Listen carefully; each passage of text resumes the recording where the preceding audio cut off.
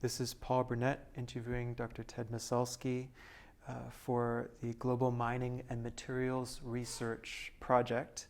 It's March 16, 2015, and we're here in Orlando, Florida at the TMS conference.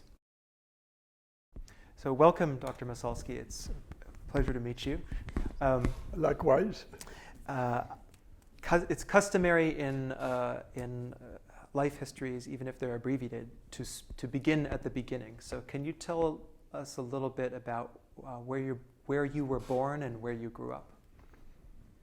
Okay, I think I've already mentioned to you earlier, I was born in Warsaw, in Poland. My parents were both professionals. My father was actually involved in the Polish government.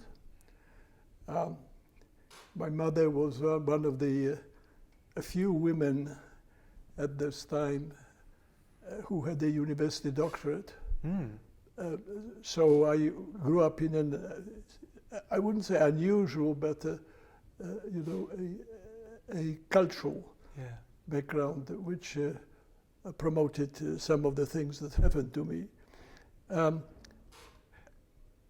I never went to school.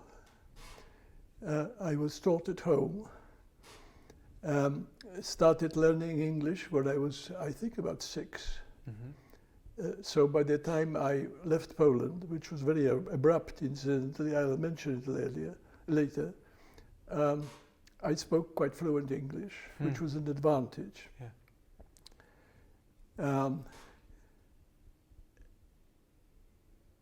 I sat for the examination to enter high school. That was in 1939. The war in the Second World War started on September 1st, 1939. For America, it was a little later, but for Poles, that was the day. As you probably know, the Germans attacked Poland and very quickly reached Warsaw. But prior to that event, I sat for the entrance to high school. My father decided that I should go through a Polish high school normally. And I had some difficulty. I passed, of course, all the exams, but I had difficulty being admitted because there was prejudice against the people who wrote with the left hand in those days. I am well aware of this prejudice. Okay. I'm using the word prejudice because I don't know really how strictly this was enforced. But anyway, I spent the summer of 1939 learning how to write with my right hand, and I am now what they call ambidextrous. That is, I actually can use both hands, which is kind of unusual. And if I want to show off in class, I move the chalk. You flip from hand to hand. Yes. Well, I don't do it as often as I used to. Okay, then comes the war. Devastating to Poland. We had actually another house in addition to Warsaw in a Polish city called Częstochowa, which my parents bought because my mother wanted to work professionally, and she became a director of a high school run by nuns, in other words, a school for girls. Yes. And the government insisted that the person who was the director of the school would not be a nun. And so they found my mother and she accepted it. So there was a little bit of tension between the father who lived in Warsaw and mother who lived in another city for a few years. And I was kind of shifted from one place to another sometimes. I'll skip the very difficult years of the war, except to say that I left Poland completely unexpectedly at less than 24 hours notice. A lady came to my parents and said that tomorrow she was going to Switzerland and if they agreed, she would take me in the group of people that were going to join. She was in charge of Allied pilots and other aircraft personnel who got shot over Germany, and these people were encouraged to migrate into Poland, where the Polish Home Army would take care of them. Right. And taking care of them meant that they would be assembled, and then they would be manufactured false German passports and essentially shipped to Switzerland by a complicated deal. Wow. These kind of avenues of escape weren't lasting too long. Mm-hmm. Maybe 6 months. The Gestapo, the German Gestapo, would of course try to trace it. And from Warsaw and from many probably other countries in Europe, there were these routes of going to Sweden or Switzerland or Turkey or somewhere like this.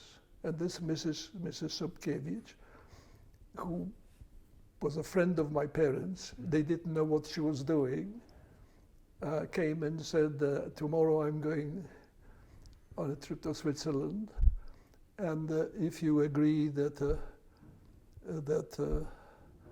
your son goes, and I was then 15 plus maybe 16, and I was a friend of her son, Leszek, and he suggested to mother, let's take Ted with us.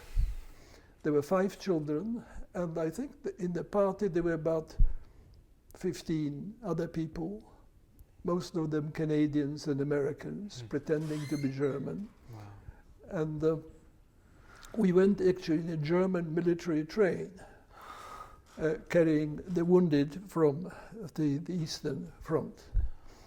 So overnight I became Hans Obermoser, that was my German name.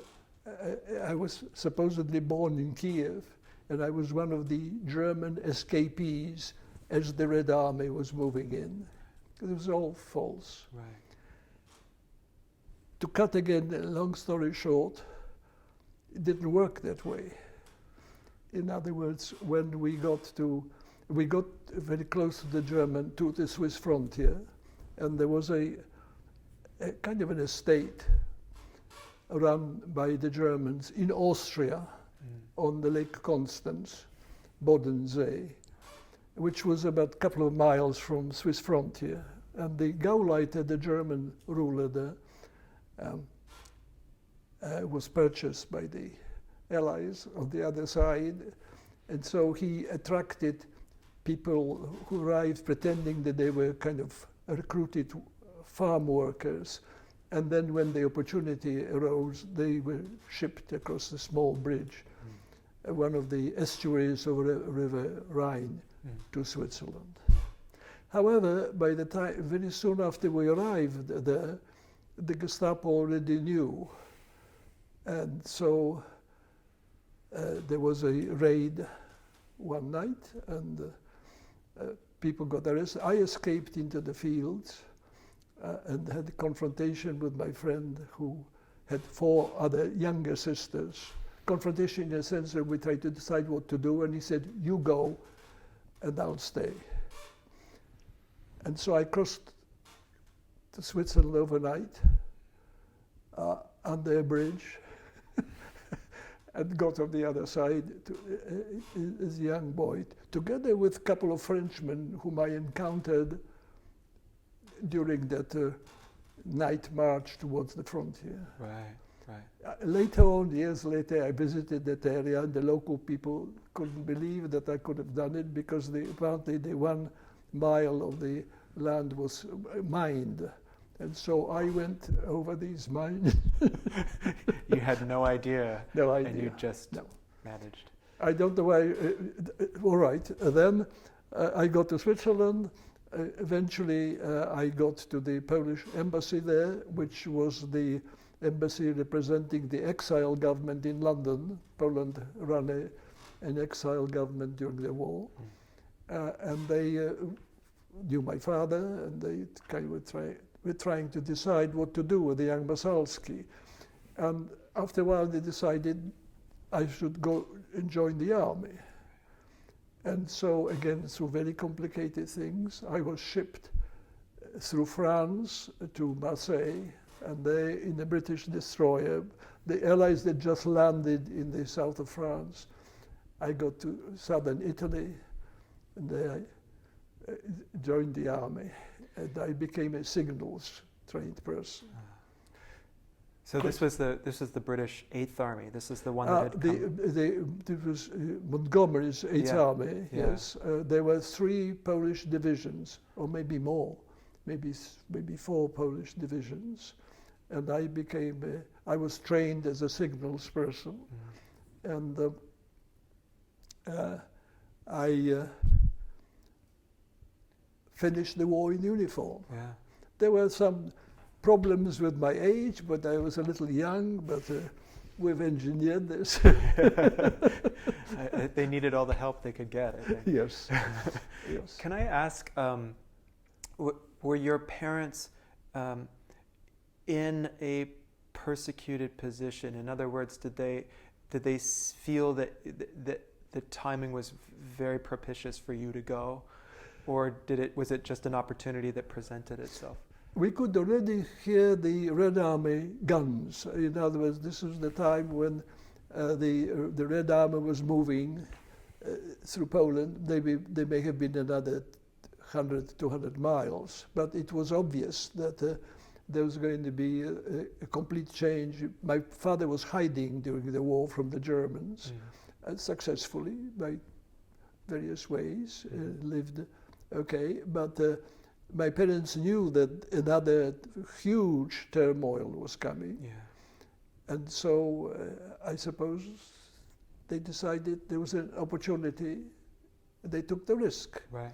I had no contact with them for the next 13 years. Okay. Right, right. You have any questions on that? You know, this might take a bottle of red wine. Or 3. Or 3. There are so many questions, of course, about that time. And it was such an important time in your life and for so many millions of people. The question I had just for our purposes, I think, in this interview is, one thing that I always wonder about is for people who've gone through such harrowing experiences, what do they take with them to the world of comparative stability? In other words, when you became established in the United States,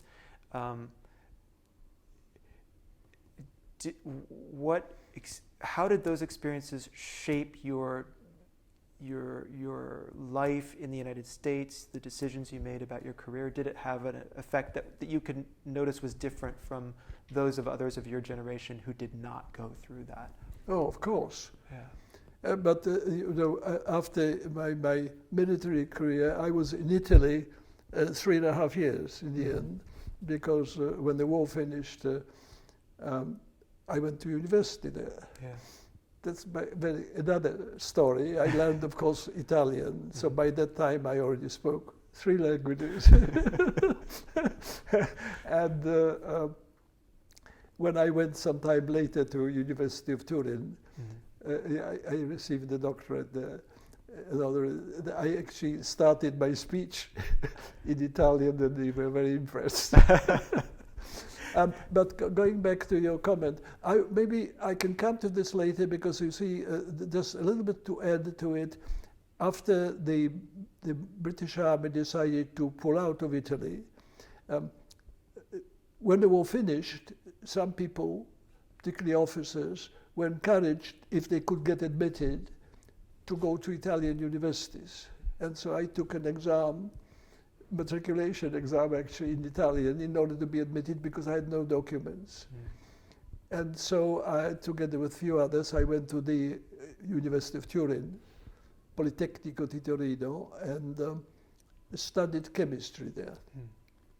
So then came an order that people were, that the British Army was moving out. And I had a choice of being returned to Poland, which then went under communism, and of course I wouldn't have done that, or to come to Britain. And so I decided to go to England. I must have been 21, something like that. And I went to London, got admitted to, again, I took another matriculation exam because the British wouldn't recognize the Italian matriculation. And so I was admitted to Imperial College in London to study. But I was moving, there were a lot of people like myself in London at the time, Poles, who, influenced by elder officers and others who had been in Britain during the war, were trying to be persuaded that there would be soon a third world war and that we would go again and fight for Poland, etc. It so happened that I was in lodgings with a widow who had 2 rooms, and she had a nice room where a Polish member of the Polish government actually was living, and I had a little room as a student somewhere else, and we introduced each other, but really didn't interact very much. But after a few months, sitting in a little garden, and I'm only mentioning this because this is a turning point here. Sitting in a little garden, he got up and said say, "May I have a word with you?" And he said, "If you allow me, I've been observing what you're doing, and you're not taking your studies very seriously. You're getting involved with lots of former military and political people from Poland who believe that there's going to be another conflict and that you'll be needed to go back to your country. I am of the opinion," this is this man saying, "that nothing like this will happen, and that if you do not complete university studies at high level, you will be working in the British mine." And he said, "I'm only saying this to you because I made a decision to go back to Poland. I have my wife and 2 children there." He left there as the war started. And he went and, of course, was killed. So, well, I shouldn't say of course, but anyway, he was an enemy to the communist government, and so they've done him in. And it shook me. I sort of thought about it, and I thought, well, yes, indeed, I am here drifting along, but not doing very much. I was entitled to university support because I was ex-serviceman, kind of like a GI bill. Right. And so I decided to leave London. And I interviewed Bristol and Cambridge and then Birmingham. Cambridge would have accepted me because I had pretty good qualifications, but it was full of ex-servicemen. Right. So I went to Birmingham University, and there I decided I will no longer study electrical engineering. I will study something different. And the registrar lady said, "Well, we have a small group being formed by an English, I think he was then what you call a senior lecturer. His name was Alan Cottrell. And if you go and see him, and if Dr. Cottrell accepts you, you will be able to join Birmingham." And I went and got interviewed. Cottrell became a very famous man. Sir Alan Cottrell became advisor to the government, etc. A very well-known man. But he was pioneering new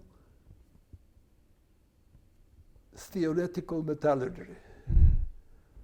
about which I had nothing. Yeah.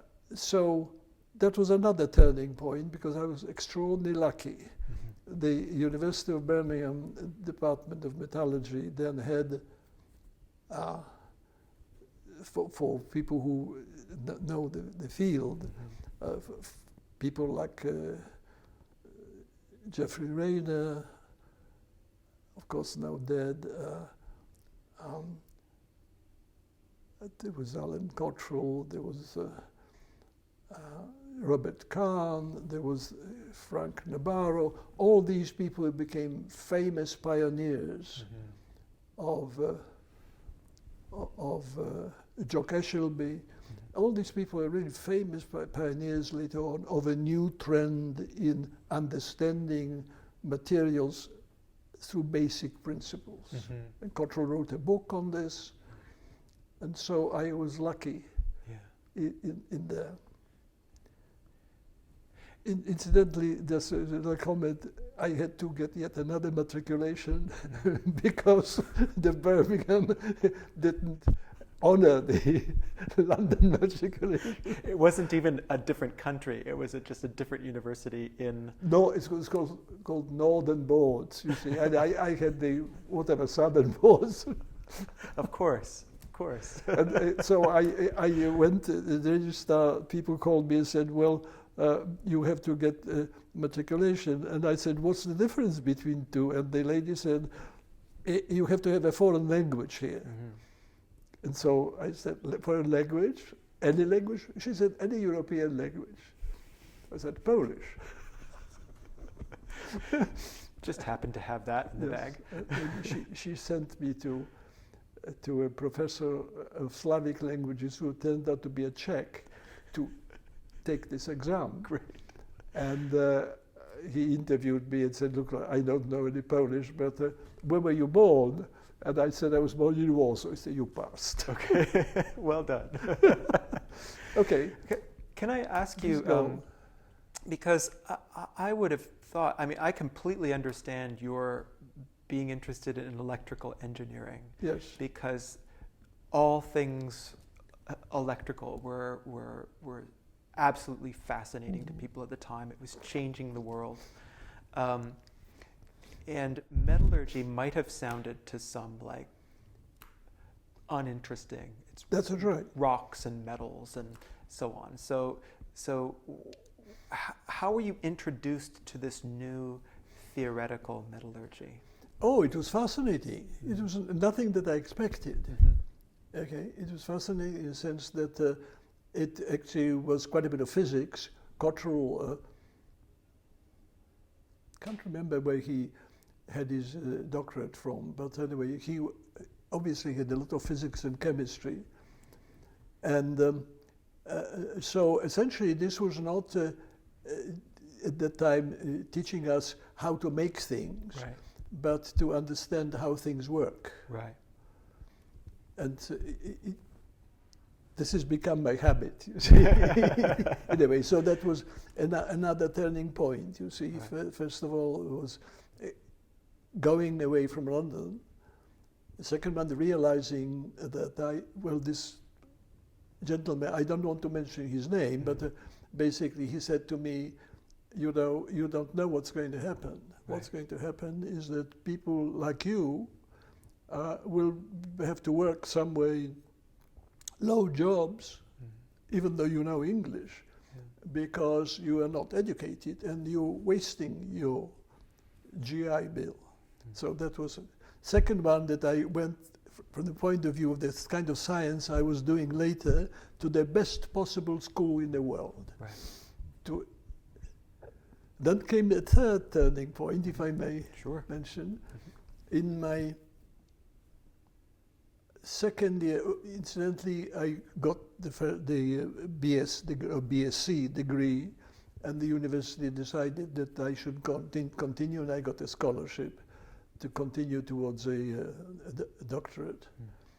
And then in my second year of graduate studies, in came an American from the University of Chicago. His name was Charles Barrett. And he was a most unusual man in the sense that he had this, what I would call almost an American habit, that he became interested in the junior people in the department as well as senior. Mm-hmm. And somehow he befriended me. There was this unusual Polish boy doing well. And he was there for a year as a visiting professor. He was a member of the Institute for the Study of Metals at the University of Chicago. Okay? And so I was completing my doctorate at Birmingham, and a year before I completed my graduate studies, I got married to an English girl, mm-hmm. Sheila Harris, who was again unusual because she studied French. And at that time, that meant 1 year in England, 1 year in France, 1 year in England, 1 year in France. And she was associated with the University of Montpellier in southern France. So we got married, and then I got and she was expecting a baby. And I got a letter from the head of the Institute for the Study of Metals, Professor Cyril Smith, saying that the Institute would like to appoint me a postdoctoral fellow. There were only 2 postdoctoral fellows in the Institute, so it was a very big distinction. And Sheila didn't want to go to America. She came from a kind of upper middle class English family, and so we culturally fitted one another because my background from Poland, etc. My family dates back a few centuries, so it's well known in Poland. So we okay. So you were able to then weather this change. She didn't want to come, and you went? Well, I persuaded her. Oh, okay, I see. Yes, we finally agreed that we will go for the 2 years. That was the appointment for 2 years. Mm-hmm. And 54 or 55, 54 I think, yeah. we went, 1954,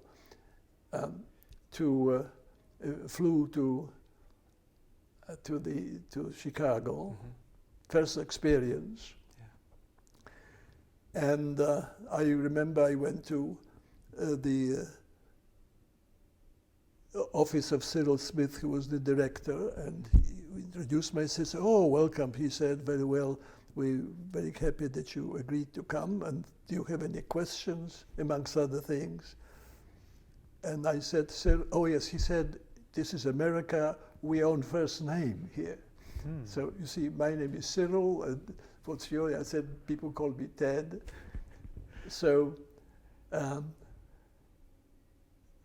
he said, do you have any questions? I had, Cyril, what's my pay? He said, I didn't say this in a letter. I said, no, we just arrived an invitation, a potential appointment, and we just took the risk. So he said, scratched his head and said, how about $3,000? And I thanked him, of course, and said it was very interesting. Yeah. But later on I had to appeal to him to have some more because I found that the baby was going to be born, I had no insurance, all kinds of other things. Sure. Again, I'm cutting long story short, but they were very, very generous. I went to 5,000 pretty soon. Yeah, that was about the teaching assistant. Well, I went to Charles Barrett, whose office was on the way as I was walking from Cyril's, having gotten a raise. And he said, how much did he give you? And I said, 5,000. He said, my God, I only had 10,000 and I'm a full professor. So those were the days. Well, when you got to Chicago, what was your impression of the United States, apart from the famous informality of the people. Extraordinary country. Yeah. You know, extraordinary country in the sense that, of course, it was very inexpensive comparing with what I was used to. Although my income in England was always a student's stipend. Right. But I remember our first meal in Chicago was $1 each. That kind of thing. And I bought my first car for $240. So that would have, yeah, those would have been some differences, I imagine. You see? Yeah. Yes. Yeah. So anyway, my daughter was born on the 2nd of April. We came in January. Mm-hmm. And the other postdoctoral, I mentioned there were two, was the German, Peter Hasen, again, who became rather famous later, who came from Germany. So there were two foreigners, and I remember I had to give a lecture, which was the custom for the postdoctoral fellows, and there were 5 Nobel Prize winners right there in the front row. Wow. Okay, so one of them was Harold Urey, and Right. later on I actually also learned quite a bit from him. Right. So, you know, again, the good fortune of having, by chance, come from Birmingham to Institute for Study of Metals. Of course, what happened is that both Peter Hasen and I were offered permanent positions after the 2 years, and we both turned them down. Why did you turn them down? Sheila wanted to go home. So it was her turn to decide. You had Yes. done the 2 years, and Yes. yeah. So when I came to Pittsburgh, this was another kind of recruiting attempt, and I came to a place called Mellon Institute in Pittsburgh. But that's later story. Now, do you have? So far, is my kind of personal history, Yeah. and somewhere I have to tell you a bit more about my scientific career. Yes, But absolutely. this, I hope, helps you to see the kind of chances that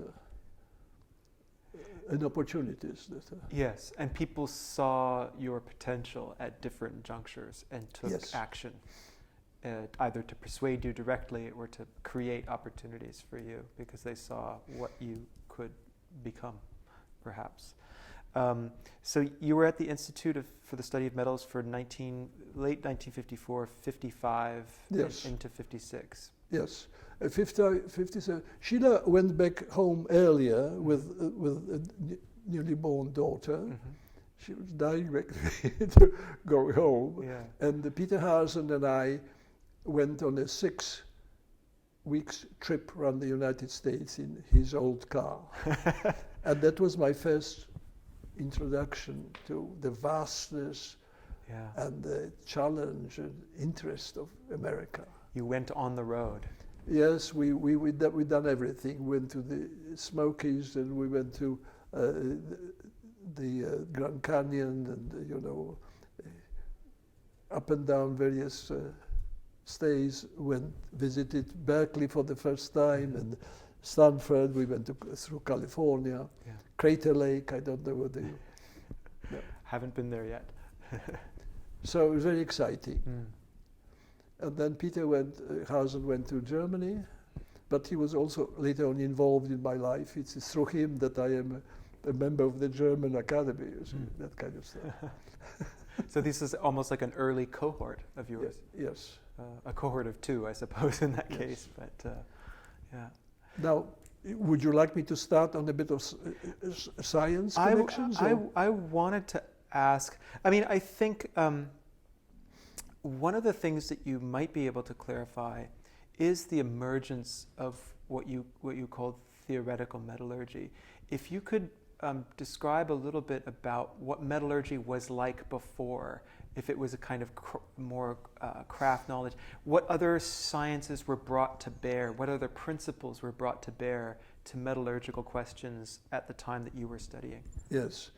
Well, interestingly, the students at Birmingham during the summer had to go, whether this was compulsory, I don't remember, but when he had to go on some kind of a vacation summer practice.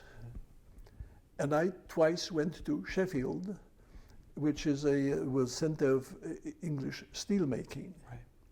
Okay, and got an exposure of what steel making was like. And it was again quite terrifying because it's very primitive.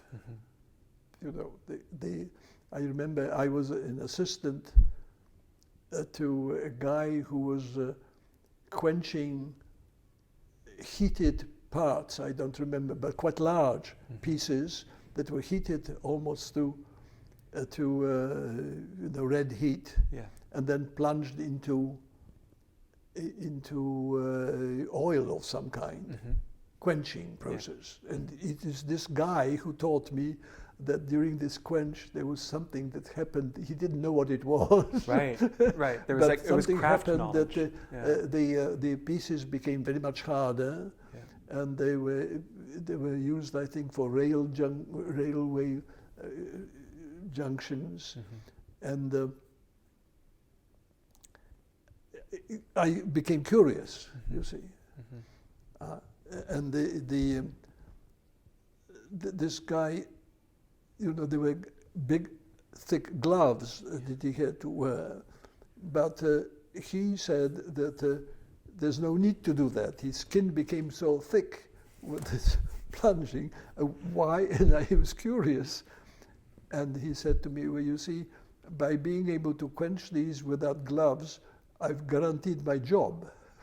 Because nobody else could do this. Just a side comment. Right.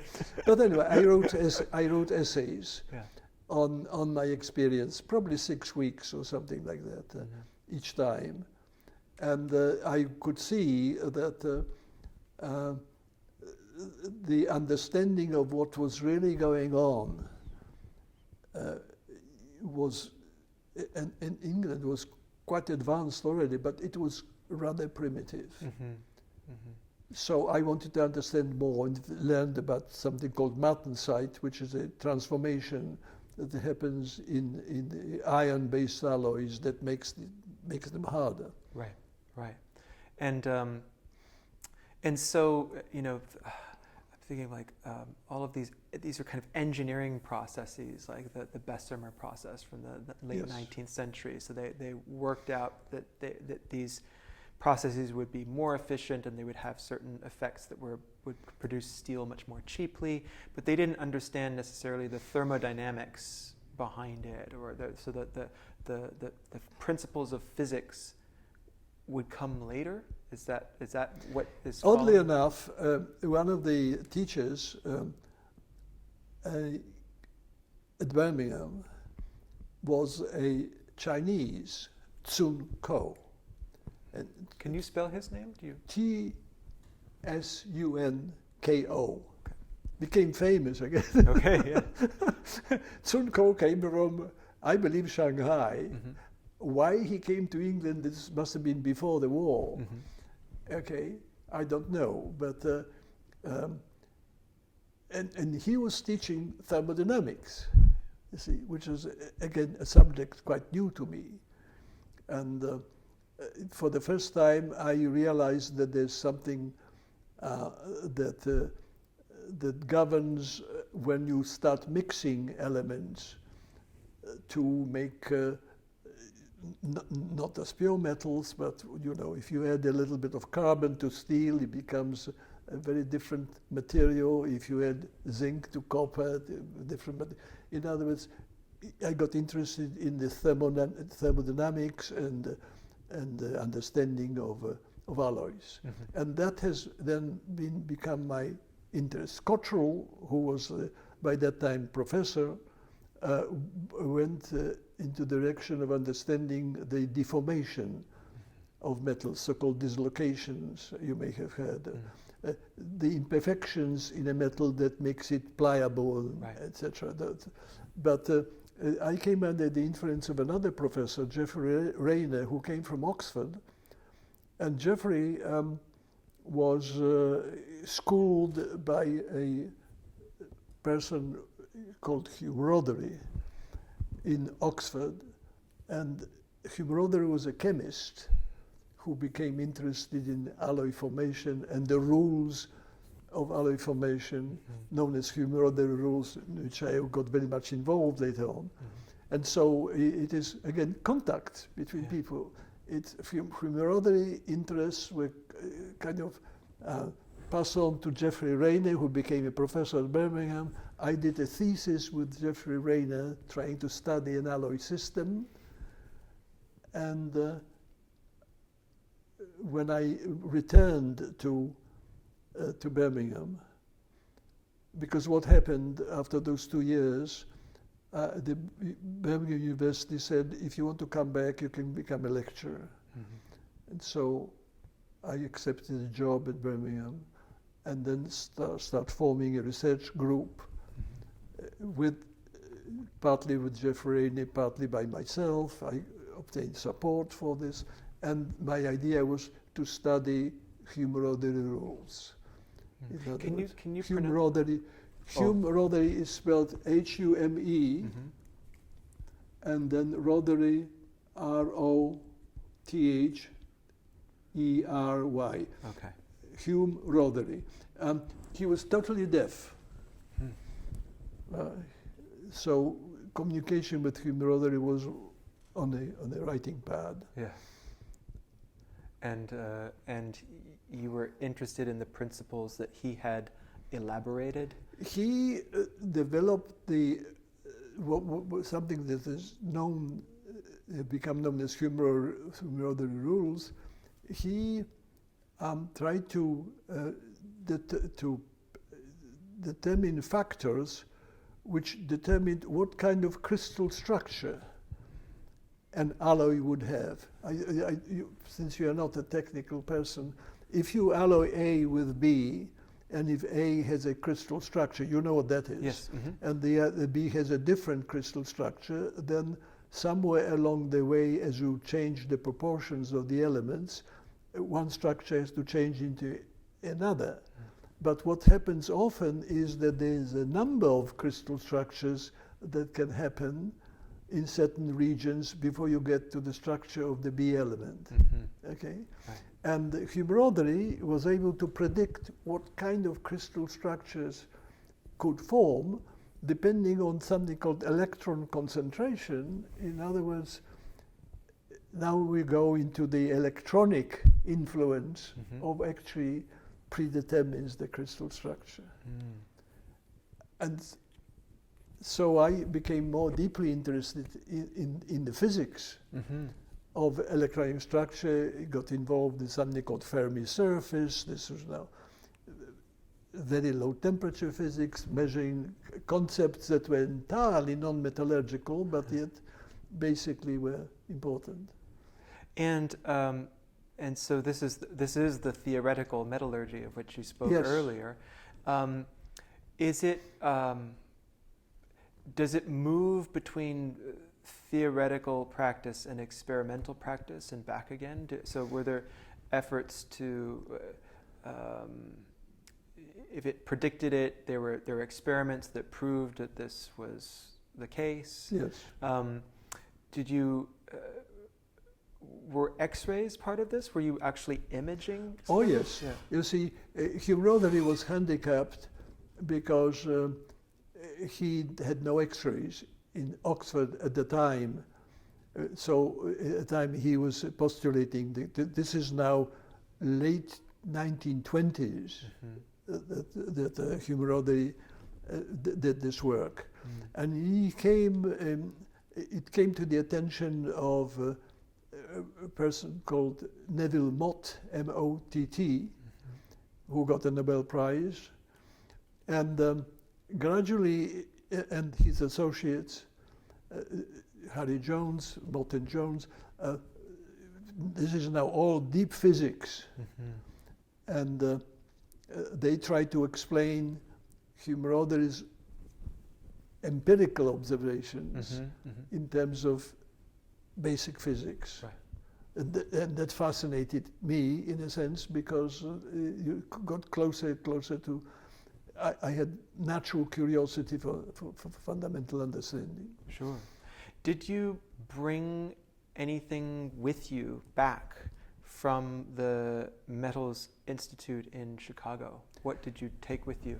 Well, I mentioned Harold Urey. Mm-hmm. Urey was interested in the solar system. He made some discoveries about the elements, and I think got a Nobel Prize for that. Yeah. But he and a number of other people at the Institute were interested in bigger things, like, the origin of the solar system, yeah. etc. at that time. And so, one day, actually, Harold Urey came to my office and said, Massalski, you are, the habit was to call you by the last name. Okay, you are, anybody who was important was called Mr. Anybody who was a junior was called Doctor. I see. The University of Chicago. But people like me, so Urey said to Massalski, you are a metallurgist, I have a problem for you, and I wonder whether you can look into this. And he, for the first time, showed me a meteorite, metallic meteorite, you see, and he pointed out that they were diamonds, very tiny diamonds found in meteorites. And the calculations that showed that in order to form a diamond from a liquid, iron, or iron alloy, one had to have enormous pressure. And if you calculate the pressure, it turns out it has to, the body from which it came had to be almost as large as the Earth. And that fit into the story. Mm-hmm. It turned out later that actually the diamonds come from only in the surface of a meteorite as it enters the Earth's atmosphere and has this huge impact, right. Colliding with the atmosphere. And there's a molten layer because of the friction with which the meteorite begins to melt. Right. It's in that region the diamonds fall. But Urey didn't know that, and he thought maybe they're all over the place, and that means calculating the size of the bodies. There were no such bodies in the solar system. So, but anyway, it got me intrigued. Yeah. And so I decided that one day, if I have some funds, I would study meteorites. And I have done quite a bit of work later. Mm-hmm. So you see, again, contact. Right, right. The exposure to new ideas and different disciplines. Yes. That were part of your growth as a scholar. So it's now the late 50s, I suppose. Yes, I am back in Birmingham. Mm-hmm. And this was when the Sputnik went up and right. so on. So, people like myself were being recruited to come back to USA. And so, which didn't please my wife. I'm sure. Yes. Actually, maybe I'm exaggerating this, but anyway, she... a member of the Mellon Institute in Pittsburgh, Pennsylvania. Mellon Institute was an independent, big research place. I don't know whether you ever heard of it or built by the Mellon family, who were kind of rich entrepreneurs and bankers in those days. Okay, 8-story building, etc., which did research to support the industries that the Mellons owned. Okay, mm-hmm. Very not basic, but very kind of practical understanding of, including steel or whatever basic industries around Pittsburgh, not basic, kind of applied industries around Pittsburgh did. And the Mellons have understood that times have changed and that America needed more fundamental and kind of advanced research. And so they recruited a guy called Paul Flory from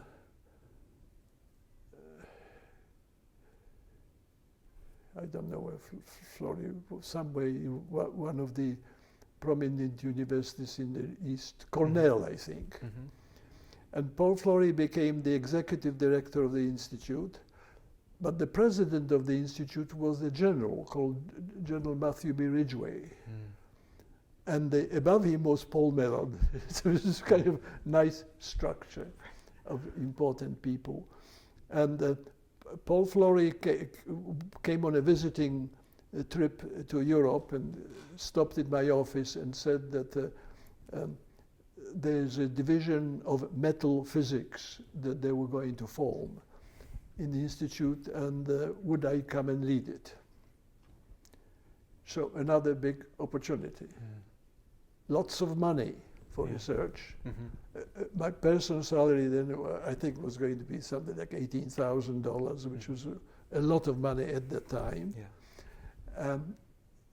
So it was an attraction. On the other hand, we were not really poor in England. We already had a house, and my second child, Peter, was born in England after we returned. So we now had 2 children, and Sheila felt that, you know, we could do very well. Can I ask your daughter's name? You mentioned your son's name, but your daughter's name was? Her name is Rennie, R-E-N-N-Y, Rennie. Okay. She incidentally finished Queen's University. In Canada? In Canada, and then went and joined the Navy. The Canadian Navy? No, precisely when she came home and I said, Rennie, what you going to do now? She said, I'm joining the Navy, Daddy. And I said, which Navy? And she said, oh, American. She was born in Chicago. She was a born Yank. Right, right. There you go. She spent 22 years in the Navy. Yeah. Yes, and became a commander, then retired, went to school, and now she's a doctor of clinical psychology. Wow. So you inspire these chance departures. That's a comment. And we also had third child, Christopher, who was born in Pittsburgh. Incidentally, all the children, when it came to high school age, went back to England to school because of mother. Right, right. You want to have those roots, have that contact. Yes. Yeah. Okay. So very. Now, where am I? So now well. At what point did you were asked to lead a metals research? It's called Metal Physics. Metal Physics Division. Okay. So you were asked to lead the Metal Physics Division, and when did you? So there was quite a bit of hesitation, but finally I accepted the job, and this was the time when an immigrant like myself, they moved all our furniture, and so. It has that advantage. But this was the time of Sputnik and the National Defense Education Act. There was a real investment in science education. Yes, and the Paul Mellon, who was a philanthropic person, very interesting, married to an English wife, was determined that the institute will become a kind of a leading fundamental research place, doing some industrial research as well, but moving into directions that America was not yet doing too much everywhere. Right. Okay. Right. Paul Flory quarreled with some of the aspects of the control that was exercised by the family. And about 2 years after I came, and he was my kind of recruiter. Okay, he came and sat on the corner of my desk and said, "I'm going to Stanford. Do you want to come with me?" And he then got a Nobel in Stanford and died there years later. But I visited the Flores, and so on. It was an interesting contact. I've noticed from your resume, more than a lot of accomplished academics, you have taken visiting professorships, like 1 year stints. And is that part of your... At my age, I can admit it. Obviously, they're trying to recruit me. Right. And these tempting places like Stanford, Harvard, Caltech, etc. All these where Sheila didn't want to move. Yeah. She said, we established ourselves nicely in the outskirts of Pittsburgh, a very nice countryside. Yes. Okay, I have 6 acres of land. So anyway, we went for a year. Generally, the offer was with the intent of my staying, and I did not stay. Right. Yeah. Was it wise? I don't know. Now that I'm in advanced age, I am sorry I'm not living somewhere at the sea, either East Coast or West Coast. Although Pittsburgh is a very livable city. Yes, it's very livable beautiful city. Yeah. But as I said, Sheila was almost willing to go to New England because it was kind of close. Yeah. Yeah. Yeah. But I imagine, as with your earlier educational experiences, it represented exposure. You were exposed to research programs. Oh, absolutely. You see, my first visit, it was actually to Caltech. This must have been about 1970. So about 15, 14 years after I came back. No, we came in 1959-60 to Pittsburgh. So about a few years later, I went to Caltech for a year to work with the man called Paul Burnett, D-U-W-E-Z,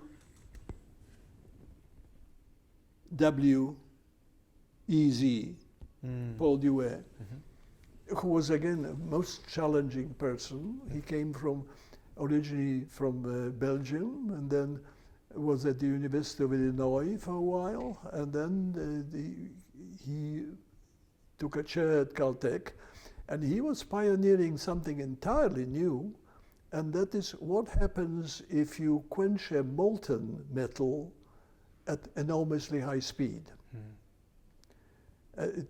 He called it, at that time, it meant taking a tiny drop of a metal or an alloy and shooting it against a copper plate, sometimes chilled. Yeah. And so you could reach a cooling rate of, say, 1,000,000 degrees per second. Yeah. And then there's no time for equilibration or thermodynamics to take over. It's all kinetic situation. Yeah. And Paul Burnett discovered that all these phase diagrams that Hume Rothery was working on became sort of semi-invalid, because there was no time for the normal thermodynamic and electronic forces to exert themselves. Right. And so in the end, people discovered that you could form glass, a metallic glass. You may have heard the term. In doing research just for this, yes, but I had not heard of metallic glass before. And so this is one of the things that comes through that because of the kinetic force. So these are the microstructures of metals that are affected by different kinds of manipulations, be it temperature changes or movement or kinetics. Yes. Right. Over time, very, very brief, very intense, and very brief, and you can really get unique structures that can then be studied for their properties. So you see, twice I came to really very challenging situations. You know, this study of meteorites that when I came to Mellon Institute and I now had pots of money, I formed a group to study meteorites because I wanted to test these ideas, about diamonds, etc. And before leaving Chicago, incidentally, Yuri said, Massalski, if you discovered some kind of a biological things in meteorites, you got yourself a prize. So there was a temptation, and I had the money. Yeah. So I formed a group of 3 PhDs, and we did quite a lot of study of metallic meteorites and published some interesting things. And in fact, we were able to calculate the size of the body from which this particular meteorite came, you see, by finding the rate at which the sample cooled. Right. But I won't give you the details, but essentially by cooling a metallic meteorite based mostly on iron, you take it through different transformations, and even though you can have thousands or millions of years available for cooling, gradually equilibrium breaks down, and from the traces of the element distribution, you can calculate the potential size. Right. So you see, that was back there from the Institute for Study of Metals. From my very unschooled perspective, it almost sounds, because this is the era of big physics, high energy physics, which is subatomic. Yes. Right? So it almost sounds like some of this research is high energy solid state physics. Is there a sense in which there's an influence from the big science of subatomic physics? Yes, and of course, you know, in the process when I was at Mellon Institute and later, I became involved in nuclear energy, and I've been a consultant at Lawrence Livermore for years, Yes. and also Oak Ridge and Los Alamos, etc. Yeah.